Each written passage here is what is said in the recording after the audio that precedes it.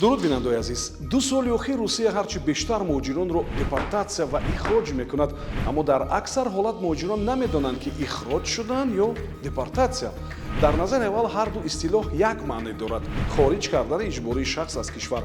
Аммо депортатсия ва ихроҷ ду тартиби гуногун аст ки дар ҳолатҳои мухталиф татбиқ гардида оқибатҳои гуногун дорад ва тартиби шикоят бурдан аз рӯи он аз ҳам тафовут дорад. хуб, фарқият дар чи аст? муҳоҷир чӣ ҳуқуқ дорад ва дар солҳои 2024-2025 чӣ тағйирот дар қонунҳо ворид шуданд? Дар ин навор шарҳ медиҳем. депортатсия чист? депортатсия хориҷ кардани иҷбории шаҳрванди хориҷӣ аз Русия мебошад. агар ӯ асоси будубоши қонунӣ надошта бошад, депортатсия мешавад, вале ин ҷазо нест. масалан, агар муҳлати будубош гузашта бошад ё иҷозаи зисти муваққат бекор шуда бошад, шахс дигар мақоми ҳуқуқӣ надорад ва қарор дар бораи депортатсияи ӯ қабул мешавад. чун ин қарорро на додгоҳ, балки мақомоти муҳоҷират, вазорати корҳои дохилӣ қабул мекунанд. одатан муҳоҷирро бо қарор ё огоҳӣ шинос ва муҳлати хуруҷашро муайян мекунанд. ба ӯ 15 рӯз вақт дода мешавад. дар ин раванд муҳоҷир иштирок намекунад. қарор якҷониба қабул мешавад. агар муҳоҷир худ ихтиёран кишварро тарк кунад, пас депортатсия ихроҷшуда ҳисоб меёбад. агар ин бори аввал бошад, шахс метавонад дар оянда дубора бо ҳуҷҷатҳои қонунӣ баргардад. аммо депортатсияи такрорӣ манъи вуруд барои 5-10 солро пешбинӣ мекунад. шикоят аз депортатсия мумкин аст дар муҳлати 3 моҳ ба додгоҳ ё мақомоти дахлдори ВКД.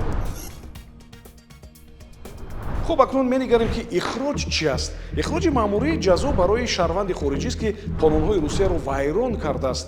инро инчунин ихроҷи маҷбурӣ меноманд. одатан ихроҷ аз ҷониби додгоҳи Русия дар баробари ҷарима барои қонуншикании маъмурӣ таъин мешавад. масалан, вайрон кардани қоидаҳои муҳоҷират ё будубош метавонад мисли ба таъхир гузоштани ба қайдгирӣ, набудани патент барои кор, номутобиқ будани мақсади воридшавӣ ба фаъолияти воқеӣ ва амсоли ин метавонад сабаби ихроҷ гардад. додгоҳ метавонад шахсро ихроҷ кунад. парванда аз ҷониби додрас баррасӣ мешавад. шахси хориҷӣ ҳуқуқ дорад ки ҳузур дошта бошад, шарҳ диҳад, далелҳо пешниҳод кунад ва дар сурати мавҷуд будани ҳолатҳои махсус хоҳиш намояд ки ӯро ихроҷ накунанд. то 5 феврали соли 2025 танҳо додгоҳ метавонист ки қарор дар бораи ихроҷро қабул кунад. аммо баъд аз ин мақомоти пулис низ ҳуқуқ пайдо кард ки қарор дар бораи ихроҷро қабул кунад. пас аз қабули қарори ихроҷ ба муҳоҷир муҳлати кӯтоҳ барои тарки кишвар дода мешавад.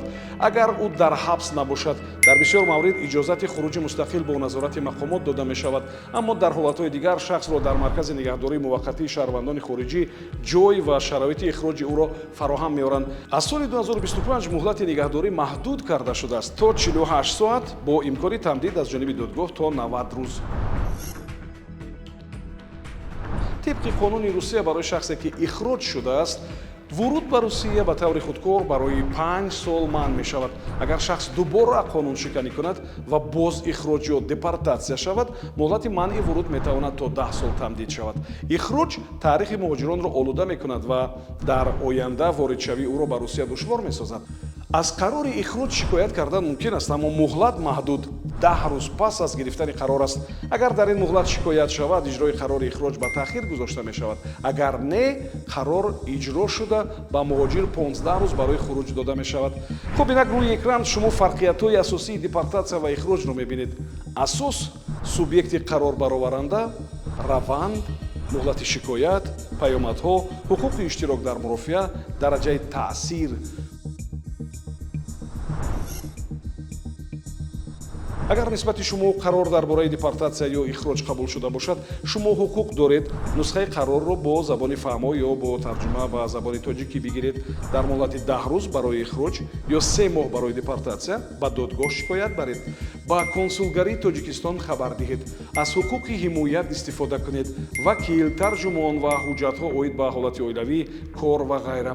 бояд як нуқтаи муҳимро донист. аз 5 январи соли 2024 додгоҳ метавонад ба ҷои ихроҷ ҷарима ё корҳои ҳатмии ҷамъиятӣ таъин кунад, агар муҳоҷир бо ҷомеа пайвастагии муҳим дошта бошад, яъне дар Русия фарзанд, ҳамсар, кор, манзил ва ғайра дошта бошад. ҳуқуқи пулис барои ихроҷ.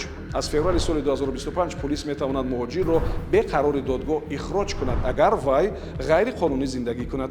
маҳдудияти 90 рӯз барои будубош. аз 1 январи 2025 шаҳрвандони тоҷикистон наметавонанд дар русия беш аз 90 рӯз дар як сол бимонанд агар мақоми ҳуқуқӣ надошта бошанд. ҷарима ба ҷои ихроҷ. аз соли 2024 суд метавонад ба ҷои ихроҷ ҷарима таъин кунад. авф барои муҳоҷирони ғайриқонунӣ. то 10 сентябр муҳоҷирон метавонистанд мақоми худро дуруст кунанд. ҷазоҳои сахттар барои такрори қонуншуканиҳо ихроҷи ҳатмӣ. хуб ихроҷ ҷазо аст ва он шадидтар мешавад. 5 сол маънии воруд, депортатсия бошад, хориҷ кардани шахс беҷазо аст. ҳуқуқҳои худро донед, ба саҳифаҳои мо обуна шавед, то аз далелҳои воқеӣ огоҳ ва аз дасткориву дурӯғпароканиҳо эмин бошед. то суҳбати дигар, худо нигаҳбон.